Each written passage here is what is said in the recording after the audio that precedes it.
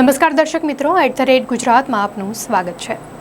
કાશ્મીરની ખીણો ફરી એકવાર આતંકવાદીઓની ગોળીઓથી ધ્રુજી ઉઠી છે।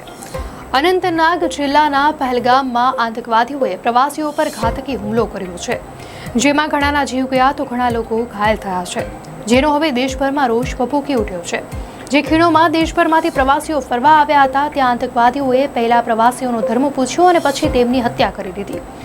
આતંકવાદીઓએ ક્રૂરતાની બધી હદો પાર કરી દીધી છે। કોઈ પત્નીની નજર સામે આતંકવાદીઓએ તેના પતિને ગોળી મારી દીધી, કોઈની નજર સામે તેમણે પરિવારના એક સભ્યની હત્યા કરી દીધી। આતંકવાદનો એટલો ભયાનક ખેલ ખેલાયો કે તે સાંભળીને કોઈનો પણ આત્મા કંપી ઉઠે।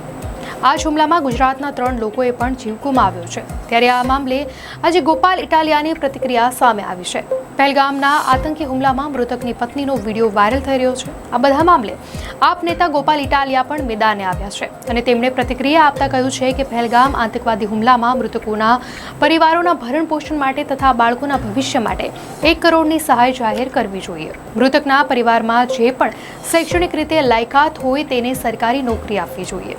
સરકારે કોઈ પણ રીતે આતંકવાદીઓને રોકવા માટે કડક પગલાં લેવા જોઈએ। નેતાઓની સુરક્ષા માટે ફૌજ છે, પરંતુ જનતાની સુરક્ષા માટે આજે કોઈ નથી। ફરીવાર આવા આતંકવાદી હુમલા ન થાય તે માટે સરકારે જો યુદ્ધ કરવું પડે તો યુદ્ધ પણ કરી દેવું જોઈએ। મહત્વનું છે કે જમ્મુ કાશ્મીરના પહેલગામમાં થયેલા આતંકવાદી હુમલાને લઈને કેન્દ્ર સરકારે કેટલાક મહત્વના પગલાં ભર્યા છે। તો વિદેશ મંત્રી એસ જયશંકર અને ગૃહમંત્રી અમિત શાહ રાષ્ટ્રપતિ દ્રૌપદી મુર્મુ સાથે મુલાકાત કરવા માટે પહોંચ્યા હતા।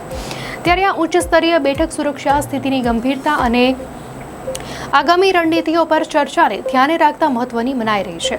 ત્યારબાદ આજે સાંજે સર્વદળીય બેઠક પણ બોલાવાઈ છે।